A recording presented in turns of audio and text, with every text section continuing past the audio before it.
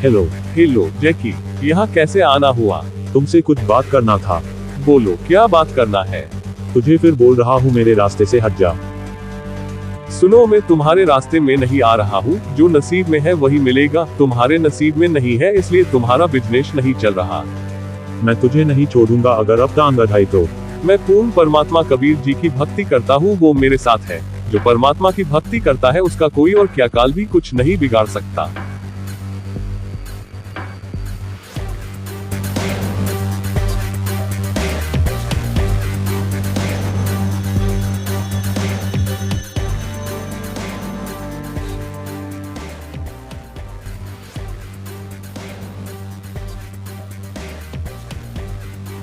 क्या हुआ? बड़े गुस्से में लग रहे हो। उस राकेश का बिजनेस फिर से टॉप पर है। ये तो संत रामपाल जी महाराज की भक्ति करने का फल है। अच्छा, पर मैं उसे अब छोड़ूंगा नहीं। क्या करोगे? तुम देखती जाओ। Hello Jack. ओह जैकी, कैसा आया हुआ? भाई से मिलने नहीं आ सकता क्या? आई भाई की याद कैसा आ गई? चलो आओ, आज हमारे घर पार्टी करते हैं और कुछ बातें भी हो जाएगी। Okay, move on.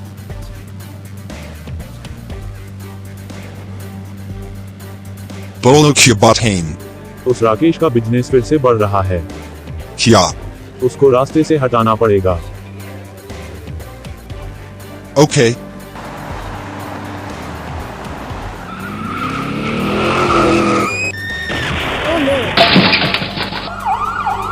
हेलो, क्या आप कार ड्राइवर को दिखाना? हाँ, जैक डॉन उस कार को चला रहा था। Okay, thank you.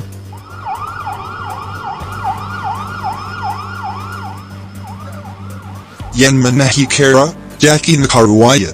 Hey, you under arrest. यहाँ क्यों आए हो? मैंने समझाया था तुम्हें, फिर भी तुमने ऐसा क्यों करा? मैंने बोला था मेरे साथ परमात्मा है, मुझे कुछ नहीं होगा। अगर तुम सुधरना चाहते हो तो मैं केस वापस ले लूंगा। प्लीज, तुम केस वापस ले लो। मैं अब से तुम्हें परेशान नहीं करूंगा, माफ कर दो। ओके। हेलो। हेलो, तुम यहाँ क्यों आए हो? याद नहीं क्या कि तुम्हारे कारण मैं जेल गया था? गलती मेरी नहीं थी, गलती तुमने करी थी। उस दिन तुम चुप रहती तो मैं बच जाता। शायद तुम्हें नहीं पता किसी को परेशान करने की सजा क्या होती है। अच्छा। को परेशान करने से परमात्मा दुखी होते हैं, और तो और तुमने उनके भक्त को मारने की कोशिश की। मुझे इससे कोई फर्क नहीं पड़ता। तुम्हें पिछली बार भी समझाया था ऐसा मत करो। संत रामपाल जी के सत्संग सुनो, पर नहीं, तुम नहीं सुनते। मैं यहाँ से जा रहा, तुमसे बात करना भी बेकार है। जाओ। क्या सच में भगवान हमको सजा देता है? ए भगवान, आज ये सर क्यों दर्द कर रहा है?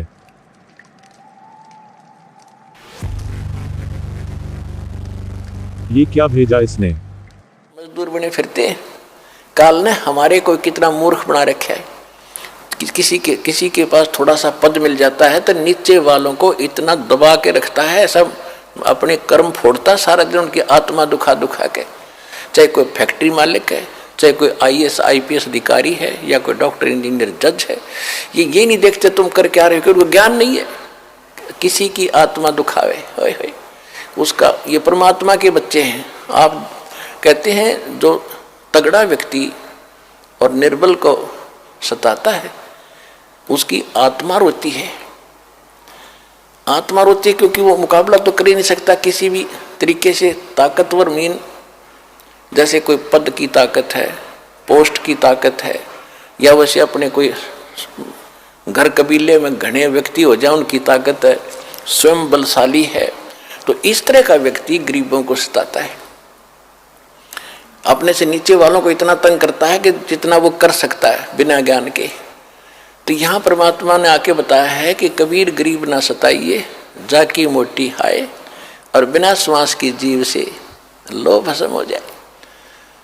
देखो, कहते हैं गरीब को ना सताना, आपकी ये हालत हो जाएगी, क्योंकि वो तो जीवित श्वास है, आत्मा से उसका कनेक्शन है, रो रहा है, उसकी आत्मा दुखी है, तो उसको जरूर प्रतिफल मिलेगा, 2 दिन पीछे मिल जाएगा।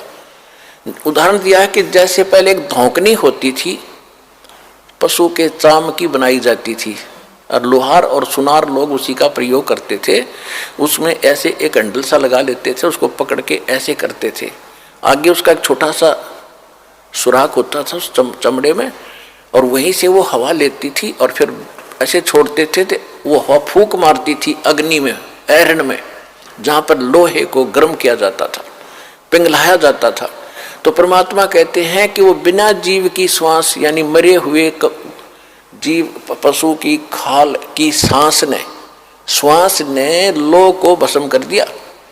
और ये तो जीवित सांस है, आहे जो आए है, कहते ये गरीब ने ना सताइए जाकी मोटी हाय, और बिना जीव की श्वास से लोह भस्म हो जाए। और तुम तो जीवित श्वास को दुखी कर रहे हो, तुम्हारा क्या हाल हो जाएगा।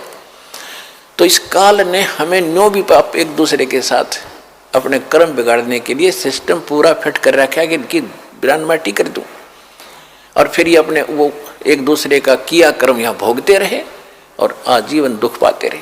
और परमात्मा इसलिए आते हैं कि ये बुरा करते हैं अनजाने में।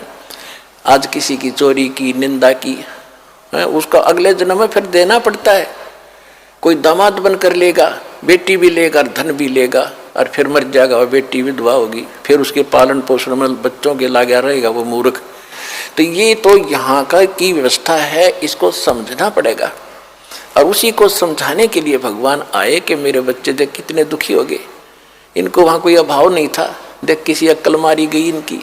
तो जिस माता पिता के बालक बिगड़ जाए किसी कारण से भी, उसको चैन नहीं पड़ता जब तक उसकी पार बसाओगे। नो सोचेगा ये कभी सुधरे और वापस आ जा, और फिर मैं सीने से लगा लूँ, इनको सारी संपत्ति दे दूँ, मैंने क्या करना है। तो वो हमारा पिता है।